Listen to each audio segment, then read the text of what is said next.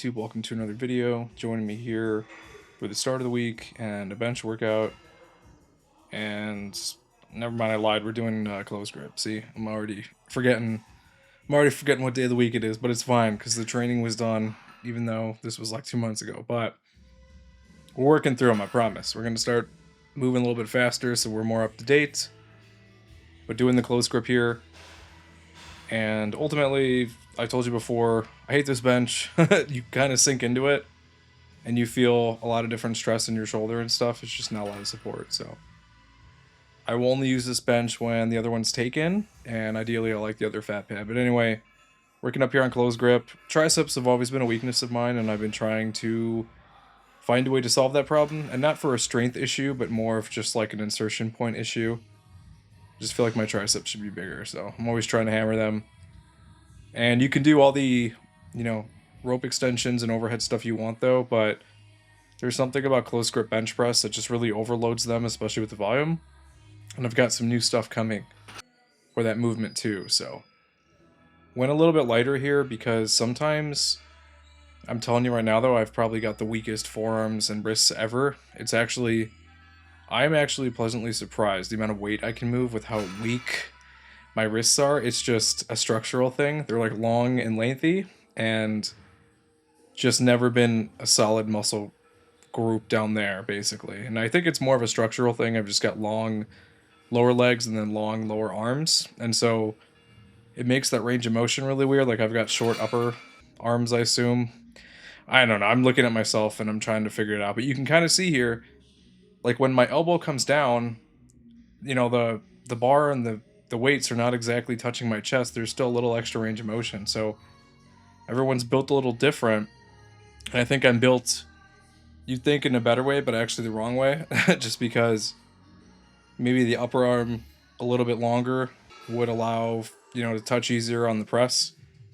And that lower arm is a problem though. But the one good thing it does, it keeps my forearms lean though. Like when I get a tan in the summer, it looks pretty cool. That's about it though. So it's give and take. You gotta use what you gotta use, and you gotta work around it. So never stop me. I'm always just trying to improve, go forward from there.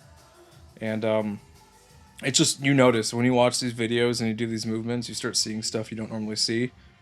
In the moment, POV you as the lifter, you don't notice any of this stuff. You just notice the tension, the muscle engagement of whatever muscle you're working. And then you start to see little nuances when you watch back, because you remember how that movement felt. You remember how that workout went, whether it was a crappy workout, and kind of going from there. So a little bit of self-reflection on there.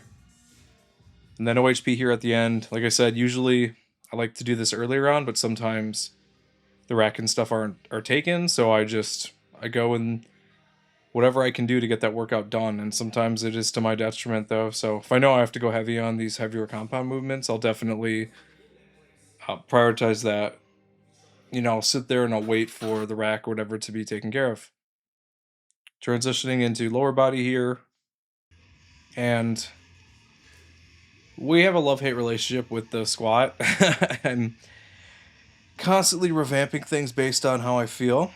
And as we kind of move into these colder months, I did notice some struggle. I did notice some lack of, I don't know if it was confidence or just being structurally sound from like the summer months where, I don't know, I think it's just being warmed up or just being in a good environment. But for me though, it's ultimately, I know how the workout's going to go before I even get in there. Like it's kind of crazy.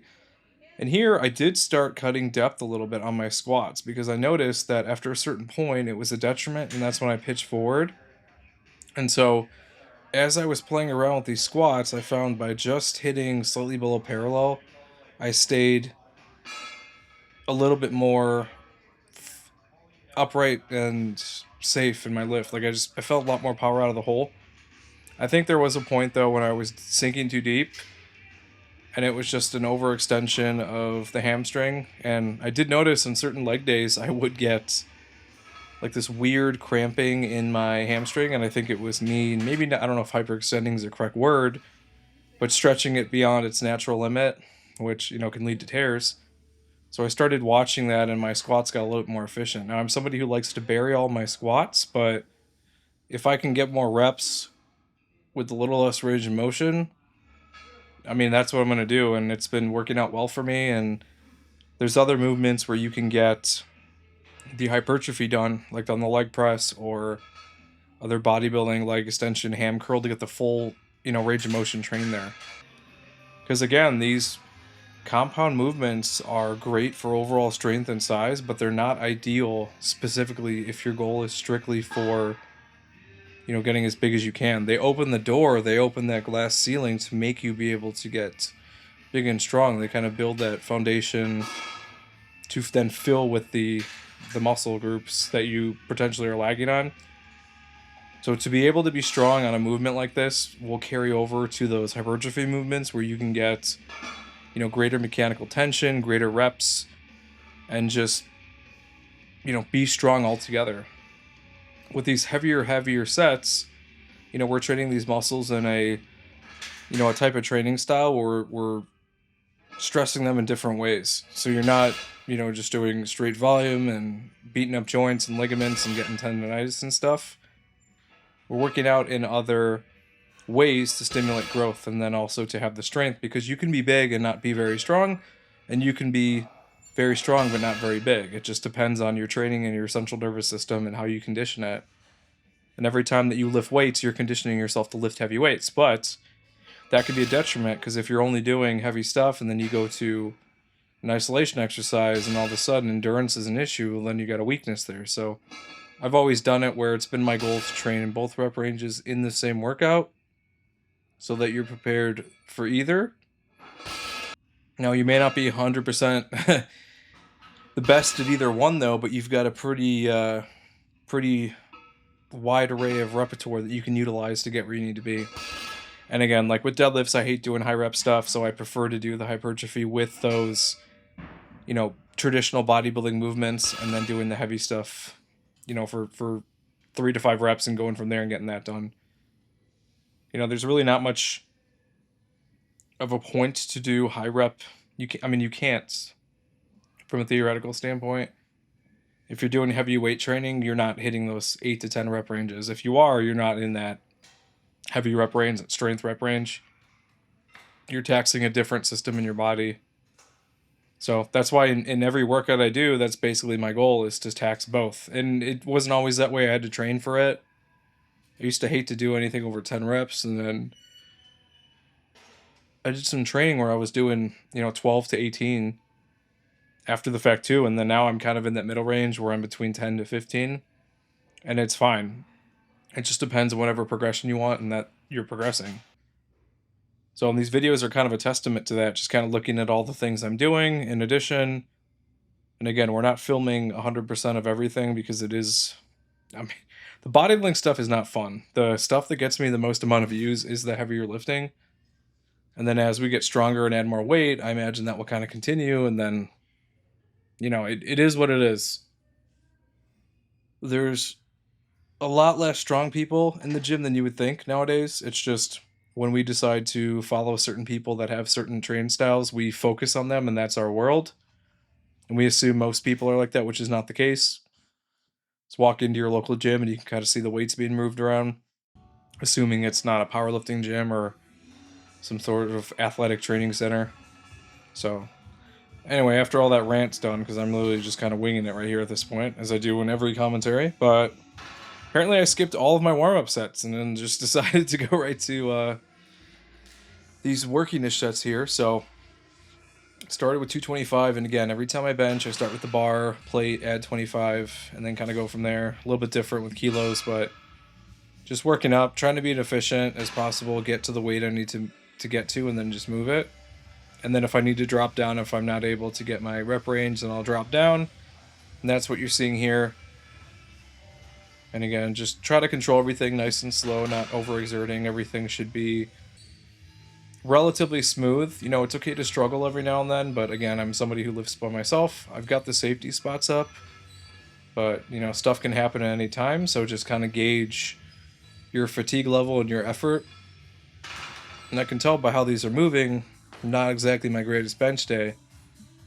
So I kind of knew, okay, this is probably my upper limit. And again, like I've mentioned in other videos, if you do test sets, your warm-up sets where okay, this one should move and feel like this, and if it doesn't, or if it moves faster than anticipated, there might be some extra gas there to kind of go into the maybe surpass, maybe hit a PR. But if it's the opposite, then to pull back. Don't overexert when you're fatigued and things aren't working well. Like I mentioned before in another video about auto regulation, you can do a lot of damage, but the only person that knows your body is you. You know how you feel, you know how you recover, you know what exercises cause what type of result. Ideally, if everything worked in a pretty linear fashion, we'd be making progress till the end of time, and people would be deadlifting 5,000 pounds or more. But we know it doesn't work that way. There's a curvature to strength, and we have to balance around it.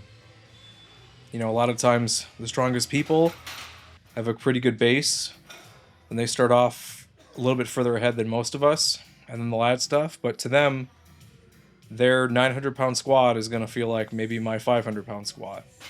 It's more weight on their end, but their body's better equipped at handling it for whatever reason. So you just kind of have to remember that when you're training. And I know this rant's kind of skidzo because I'm kind of just going off of it. But the training here is just to provide some sort of consistency, show you kind of what's going on, and then figure it all out from there. And then also for my own record to kind of see what I'm doing. Otherwise, I'll never touch these videos or actually watch them. But that's it. Like, comment, subscribe. See you in the next one.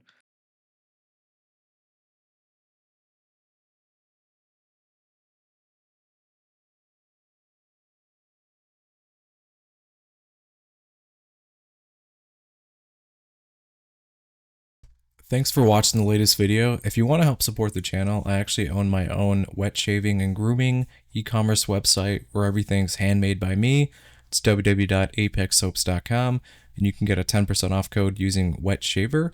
We've got some cool scents here. We've got some Coca-Cola scents, a horchata scent, traditional barbershop, just some really cool stuff. And you can purchase samples or you can buy the whole set. If you have any questions, feel free to reach out via email. Be quick to respond. Thanks for watching.